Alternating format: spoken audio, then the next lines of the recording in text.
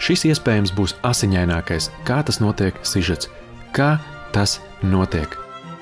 Asins pārliešana ir vajadzīga dažādos gadījumos. Tās var būt traumas, slimības un transplantācijas.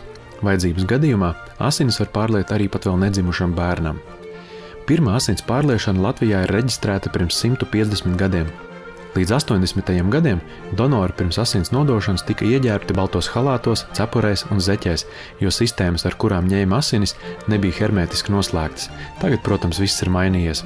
Asins nodošanas process sākas ar to, ka reģistratūrā jāiesniedz anketa, jeb paštests, kurā ir jāatbild uz dažādiem ar veselību saistītiem jautājumiem. Starp citu, katrs, kurš savas asinis ir nolēmis ziedot, savā kontā var saņemt arī nelielu finansiālu atlīdzību. Simboliski, bet patīkami. Tad ir gājiens uz ārsta kabinetu, kur nosaka asins grupu, reizes faktoru, hemoglobīna līmeni un asins spiedienu. Donors var būt vecumā no 18 līdz 65 gadiem. Starp citu, 4 mēnešus pēc piercinga vai tetovējuma iegūšanas asinis nodot nevar. Tad donors saņem nelielu enerģijas devu un dodas nodot asinis. Vispirms vēnā tiek iedurta adata.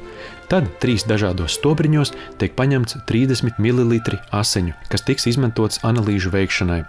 Un tad sākas pats ziedošanas process. Viens donors 10 minūšu laikā nodod 450 ml pilnasiņu.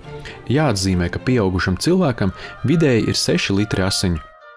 Asinis tiek šūpināts kustīgos svaros, lai tās labāk sajauktos ar antikoagulantu un nesāktu recēt.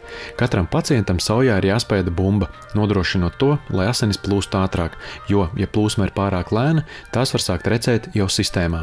Šādā veidā Latvijā ik gadu tiek nodoti gandrīz 30 kubikmetri asiņu. Un vēl viena labā ziņa – katrs asins ziedotājs saņem arī vienu apmaksātu brīvdienu. Drīz pēc nodošanas asinis ar īpašu centrifūgas palīdzību tiek sadalīts dažādos komponentos – eritrocītos, trombocītos un plazmā. Paralēli tiek veiktas analīzes uz dažādiem vīrusiem, infekcijām un baktērijām.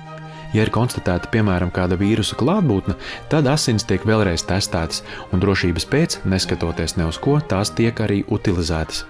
Pēc asiņu centrifugēšanas sākas katra komponenta ceļš tālāk, jo uzglabāšanas nosacījumi tiem atšķiras. Eritrocīti tiek uzglabāti leduskapī 2 līdz 6 grādu temperatūrā, maksimums 35 dienas.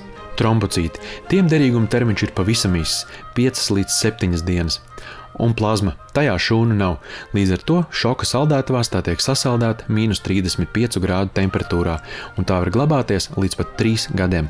Tā kā plazmu var glabāt visilgāk, tad tai veidojas pārpalikums, un to var izmantot plazmas preparātu, imūnglobulīnu un albumīna ražošanā. Tie ir medikamenti, kurus izmanto pie transplantācijām, kā arī neiroloģisko un autoimūno saslimšanu gadījumos. Valsts asins donoru centrā asiņu loģistika ir ļoti smalka un precīza. Ziedotās asinis aprūpē aptuveni 200 cilvēku. Slimnīcās asinis tiek pārlietas atsevišķi pa komponentiem.